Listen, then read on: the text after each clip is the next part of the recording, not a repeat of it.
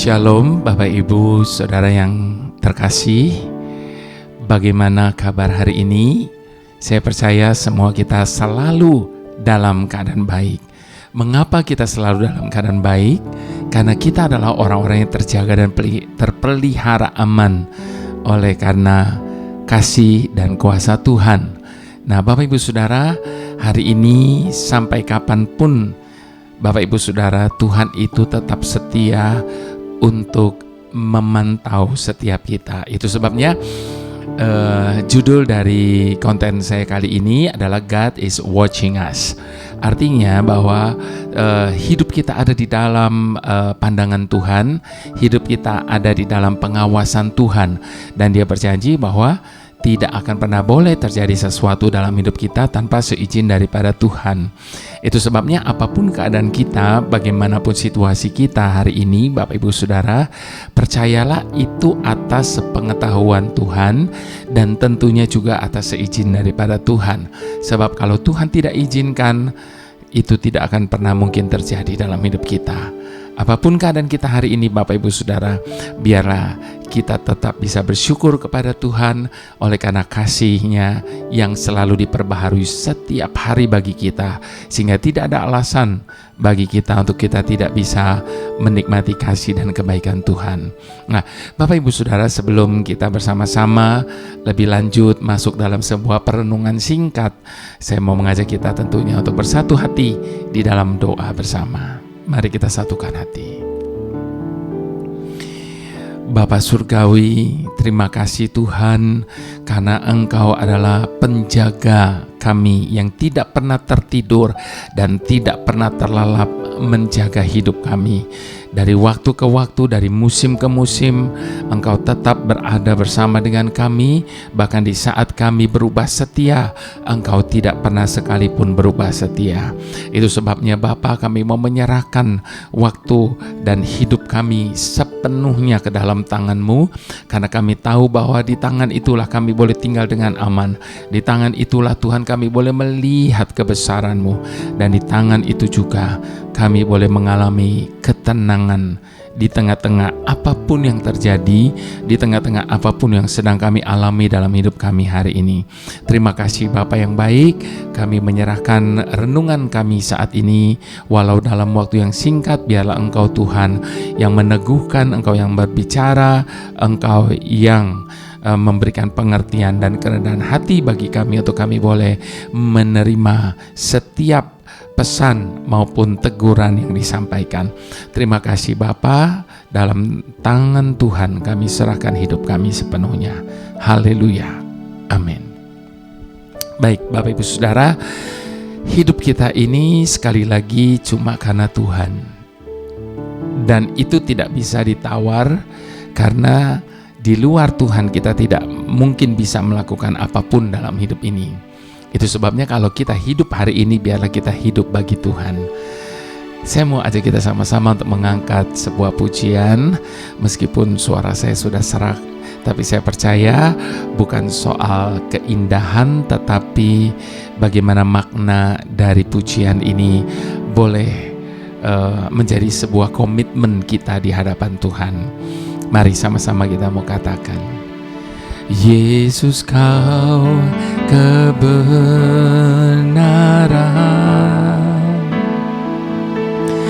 yang menyelamatkanku.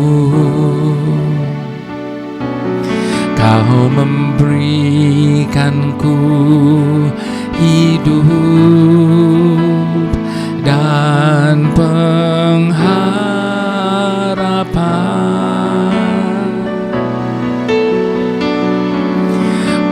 Ikut kehendak-Mu,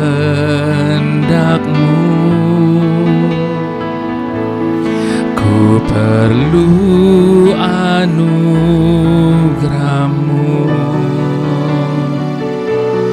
ku nyatakan janji-Ku kepadamu.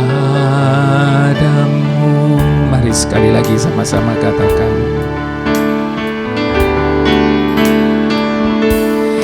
Yesus Kau kebenaran darah yang menyelamatkanku. Kau memberikanku hidup dan pengharapan.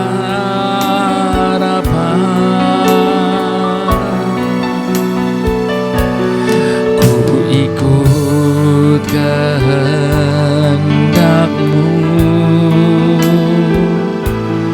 ku perlu anugerah-Mu.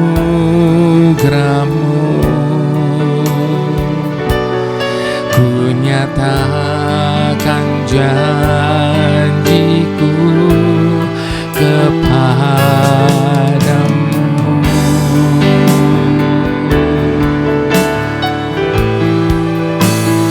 Kalau ku hidup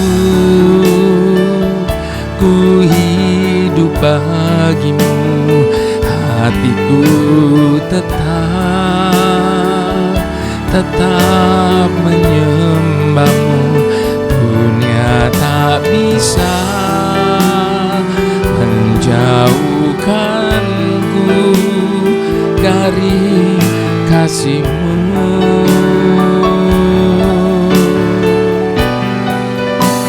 Selama ku hidup bagi-Mu, mataku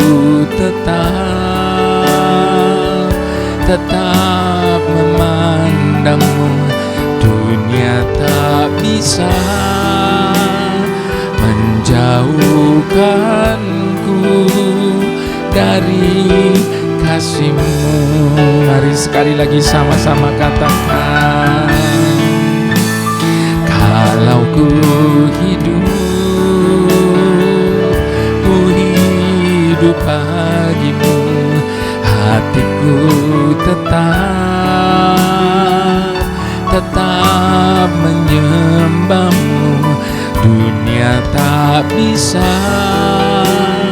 menjauhkanku dari kasih-Mu.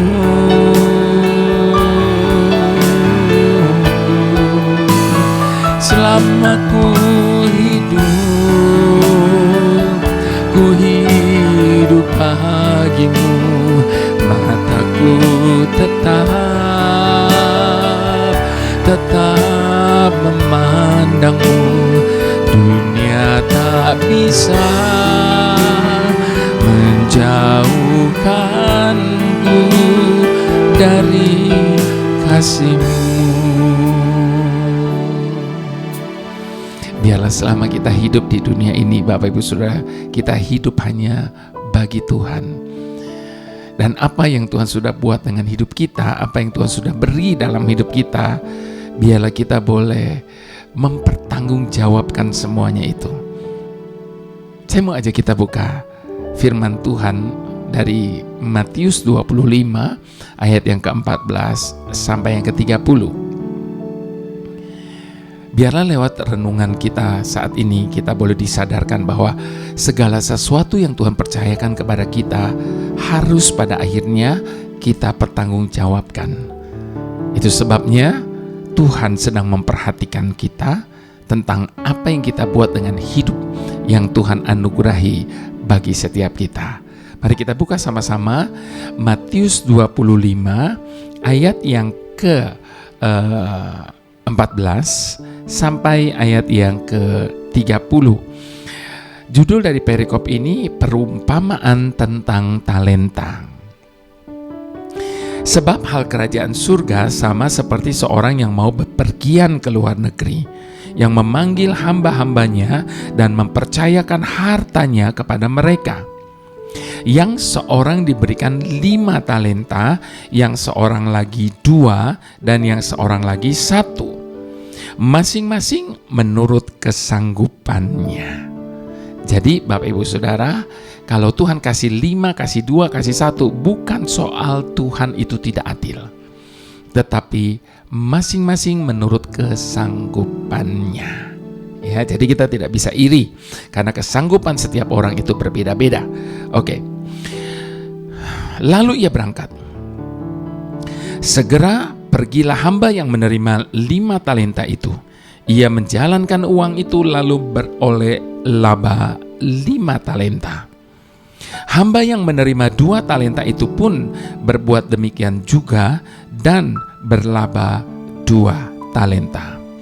Tetapi hamba yang menerima 1 talenta itu pergi dan menggali lubang di dalam tanah, lalu menyembunyikan uang tuannya.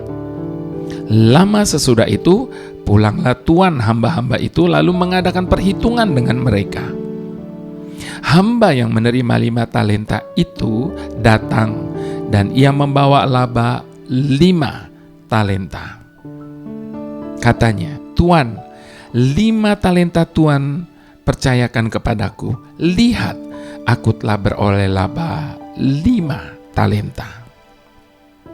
Maka kata tuannya itu kepadanya, "Baik sekali perbuatanmu itu, hai hambaku yang baik dan setia. Engkau telah setia dalam perkara yang kecil, aku akan memberikan kepadamu tanggung jawab dalam perkara yang besar. Masuklah dan turutlah dalam kebahagiaan tuanmu." Lalu datanglah hamba yang menerima 2 talenta itu, katanya, "Tuan, 2 talenta Tuan percayakan kepadaku. Lihat, aku telah beroleh laba 2 talenta." Maka kata tuannya itu kepadanya, "Baik sekali perbuatanmu itu, hai hambaku yang baik dan setia. Engkau telah setia memikul tanggung jawab dalam perkara yang kecil. Aku akan memberikan kepadamu tanggung jawab dalam perkara yang besar. Masuklah dan turutlah dalam kebahagiaan tuanmu." Nah, sekali lagi Bapak Ibu Saudara, kalau tadi Tuhan kasih 5, 2, 1 itu bukan soal Tuhan itu tidak adil. Kenapa yang satu diberi 5, lalu kemudian yang satu diberi 2 dan 1. Tapi menurut masing-masing kesanggupannya. Nah, pada waktu Tuhan meminta pertanggungjawaban dari setiap mereka, Tuhan tidak minta melebihi dari apa yang dia sudah beri. Yang dapat 2, dia laba 2, Tuhan tidak minta 5. Karena sekali lagi kembali lagi kepada masing-masing menurut kesanggupannya. Ya, oke. Lalu kita lanjut lagi.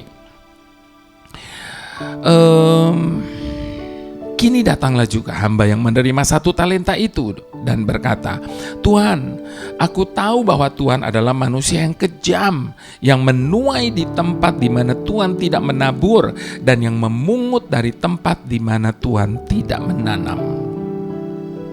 Karena itu aku takut dan pergi menyembunyikan talenta Tuan itu di dalam tanah. Ini, terimalah kepunyaan Tuan." Sudah tidak dikembangkan talentanya, malah mempersalahkan tuannya.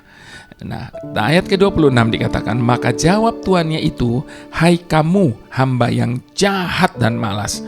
Jadi kamu sudah tahu bahwa aku menuai di tempat di mana aku tidak menabur dan memungut dari tempat di mana aku tidak menanam. Karena itu sudahlah seharusnya uangku itu kau berikan kepada orang yang menjalankan uang, supaya sekembaliku aku menerimanya serta dengan bunganya. Sebab itu ambillah talenta itu daripadanya dan berikan kepada yang mempunyai 10 talenta itu. Karena setiap orang yang mempunyai kepadanya akan diberi, sehingga ia berkelimpahan. Tetapi siapa yang tidak mempunyai, apapun juga yang ada padanya akan diambil daripadanya. Dan campakkanlah hamba yang tidak berguna itu ke dalam kegelapan yang paling gelap. Di sanalah akan terdapat ratap dan kertak gigi." Bapak Ibu Saudara, saya mau mengutip satu lagi firman Tuhan dari 2 Tawari 16 ayat yang ke-9. Dikatakan, "Karena mata Tuhan menjelajah seluruh bumi untuk melimpahkan kekuatannya kepada mereka yang bersungguh hati terhadap Dia." Bagaimana kita sedang melakukan kehidupan kita saat ini, Bapak Ibu Saudara? Biarlah ini menjadi perenungan kita. Sadarkah kita kalau mata Tuhan sedang mengawasi kita untuk melimpahkan kekuatannya? Sudahkah kita bersungguh hati terhadapnya? Ataukah kita setengah hati atau membagi hati kepada hal-hal yang lainnya? Adakah kita kedapatan sedang setia dan rajin sebagai hambanya, mengelola kehidupan yang sudah dipercayakan kepada kita? Sebab ada tertulis, sebab hal kerajaan surga mempercayakan hartanya kepada mereka. Adakah kita dapat mempertanggungjawabkan kepercayaannya dalam mengelola harta kehidupan yang telah dipercayakannya kepada kita? Satu hal yang harus kita sadari Bapak Ibu Saudara dalam konteks ini, bahwa segala sesuatu yang kita punya hari ini, segala sesuatu yang kita miliki hari ini, itu semua adalah daripadanya, yang dipercayakan kepada setiap kita. Adakah kita dapat mempertanggungjawabkan kepercayaannya itu di dalam mengelola semua hal yang sudah dipercayakan kepada kita? Apakah kita sedang sungguh-sungguh mengerjakannya sehingga menghasilkan buah yang maksimal, yang berkenan kepadanya? Bapak Ibu Saudara, mungkinkah kita saat ini sedang hidup sebagai hamba yang dipercayakan 5 talenta, tetapi cukup puas menghasilkan 2 talenta? Atau seperti yang punya 1 talenta, yang merasa tidak punya apa-apa dan tidak bisa apa-apa, sehingga tidak melakukan apa-apa.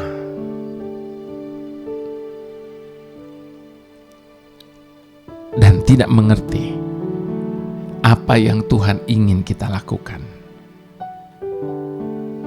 Padahal sebenarnya Bapak Ibu Saudara, kita itu malas dan tidak setia kepada perkara-perkara yang kecil.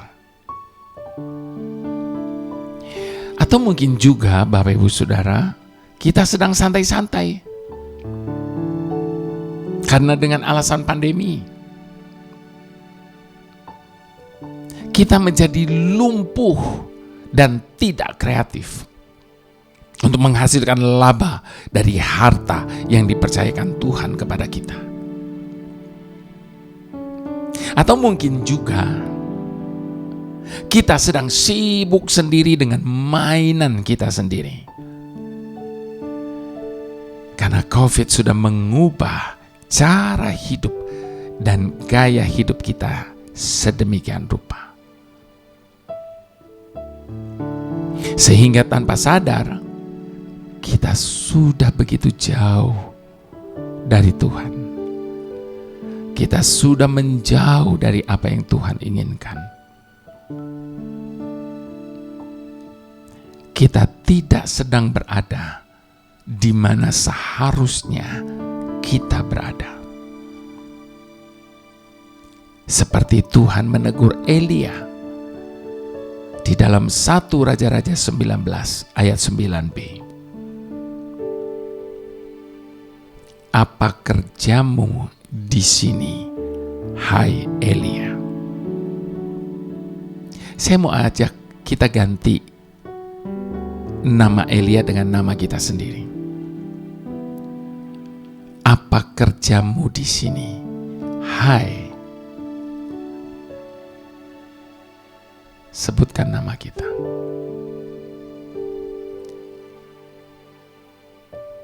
Padahal mata Tuhan sedang mengawasi untuk melimpahkan kekuatannya.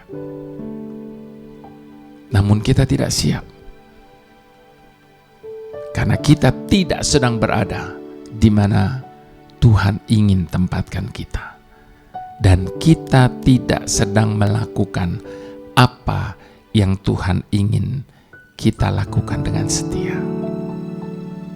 yaitu mengelola talenta yang dipercayakannya kepada setiap kita. Itu sebabnya Bapak Ibu Saudara, bangkitlah dan sadarlah bahwa Tuhan sedang mengawasi kita dan Ia sudah menyediakan pekerjaan baik di dalam Kristus untuk kita lakukan. Biarlah ini menjadi komitmen kita, Bapak Ibu Saudara. Kalau ku hidup bagimu. Yesus, Kau kebenaran yang menyelamatkanku. Kau memberikanku hidup dan pengharapan.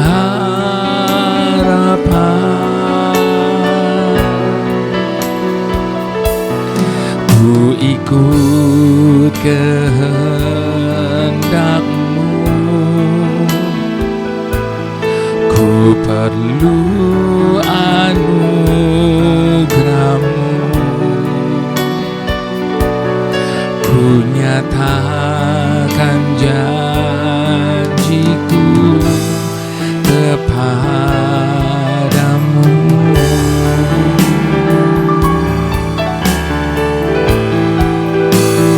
Kalau ku hidup bagimu, hatiku tetap menyembah-Mu. Dunia tak bisa menjauhkanku dari kasih-Mu.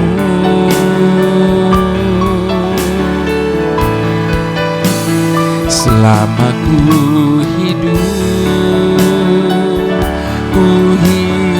bagimu, mataku tetap memandang-Mu. Dunia tak bisa menjauhkanku dari kasih-Mu. Biarlah ini menjadi komitmen kita. Kalau ku hidup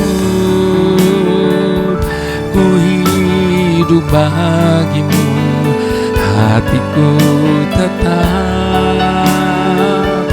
tetap menyembah-Mu. Dunia tak bisa menjauhkanku dari kasih-Mu.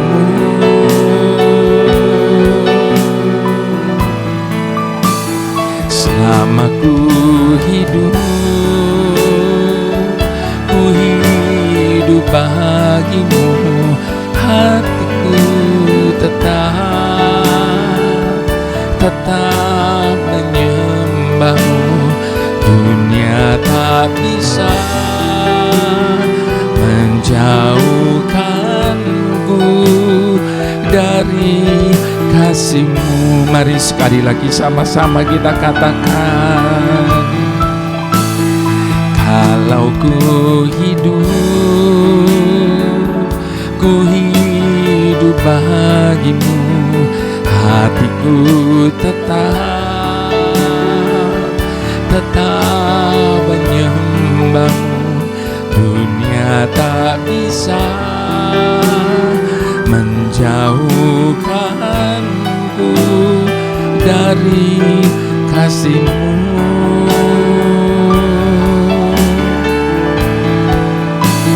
Selama ku hidup bagimu, mataku tetap memandang-Mu. Dunia tak bisa menjauhkanku dari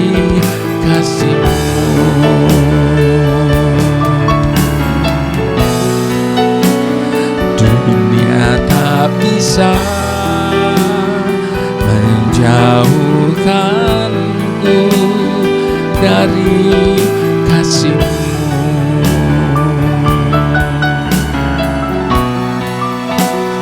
Dunia tak bisa menjauhkanku dari kasih-Mu.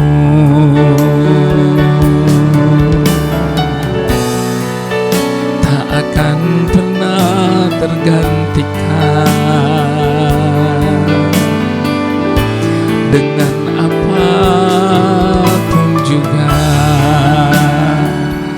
dengan siapapun, hanya Engkaulah pemilik hidup kami, penjaga kami, ajar kami menghitung hari-hari kami. Terima kasih. Mari Bapak, Ibu, Saudara yang saya sangat kasihi, kita mau buang semua cara hidup kita yang lama, yang sia-sia.